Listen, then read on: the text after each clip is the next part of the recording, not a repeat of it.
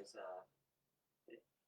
Good morning and welcome to our meditation group, Flourishing During Times of Uncertainty. My name is Father Frank, delighted to be your host today and really excited to have Deacon Jeff with us all the way from Berkeley, enjoying the beautiful sunshine in Hollywood. So without further ado, I'm going to turn it over to Deacon Jeff and he will lead us through our morning practice. All right, take it away.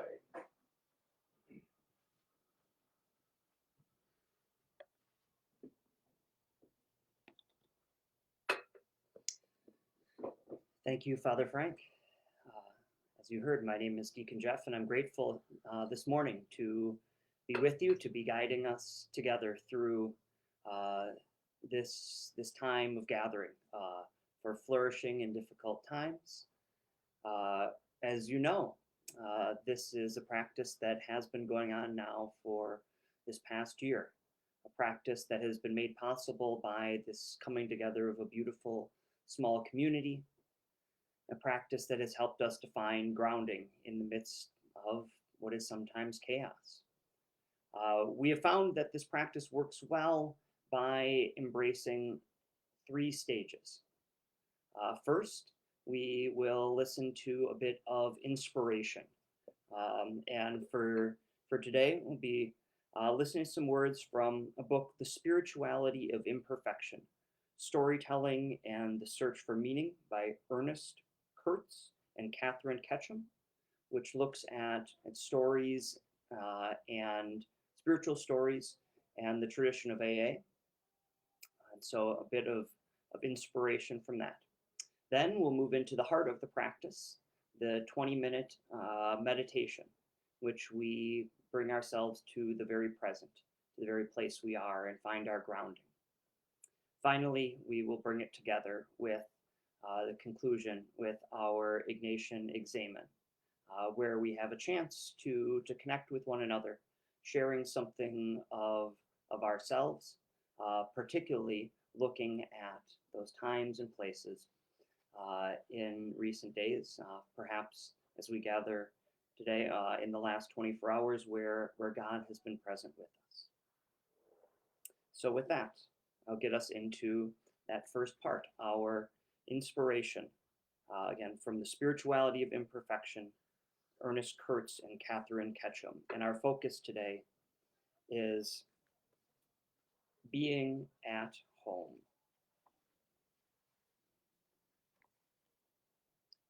Being at home involves first coming home to ourselves, being able to accept our own imperfect humanness.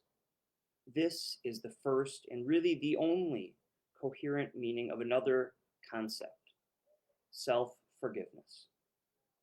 Self-forgiveness as a spiritual act is quite simply the opening of oneself to experiencing forgiveness, which begins with allowing another to forgive us.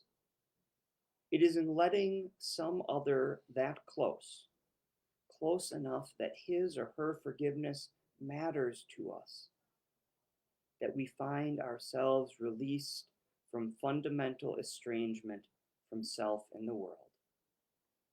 We discover that we can and do fit, that we can be at home with both self and the world. Self-forgiveness requires the kind of openness that is first of all trust.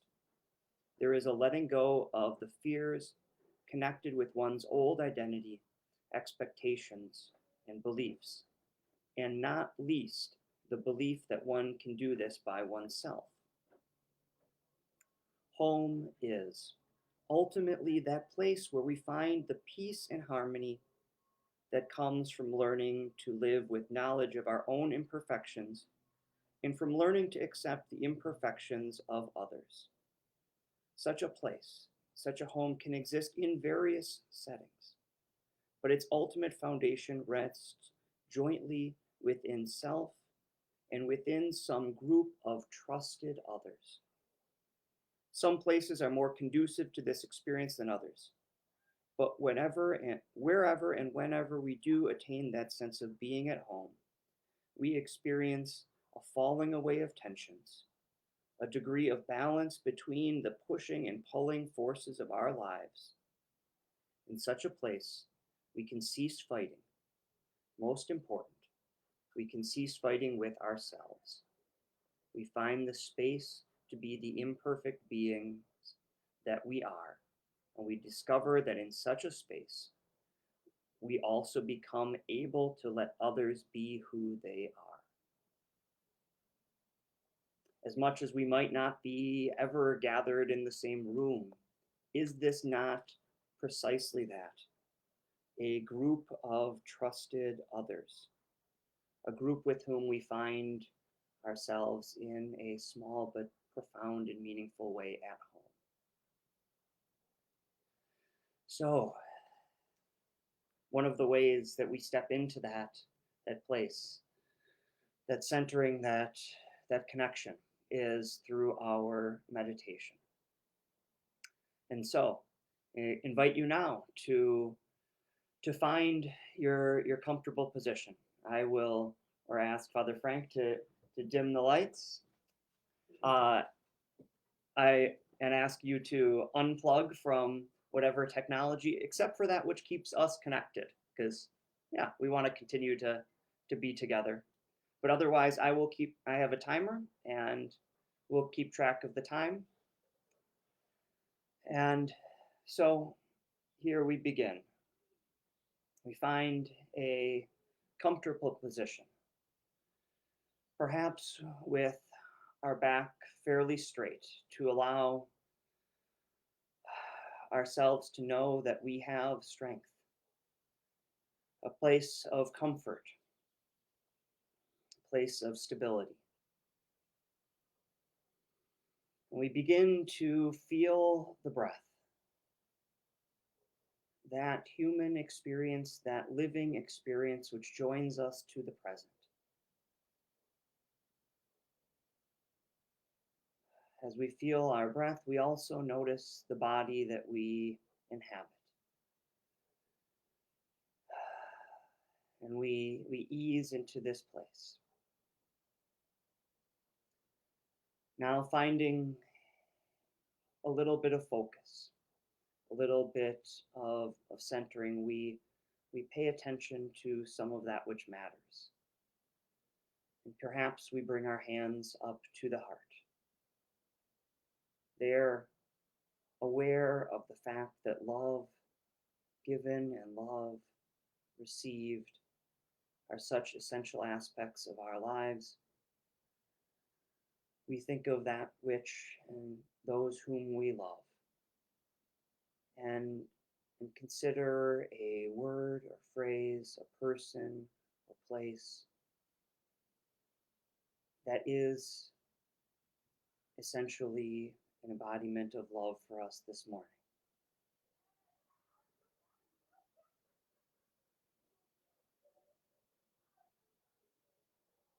Attentive to that word, we place that back at the center of our heart. And then we relax into this space, relax into this time we have. And I will ring the bell 3 times to allow us to melt into this space, to sit fully into this present. And then we'll conclude the time of meditation by ringing the bell again.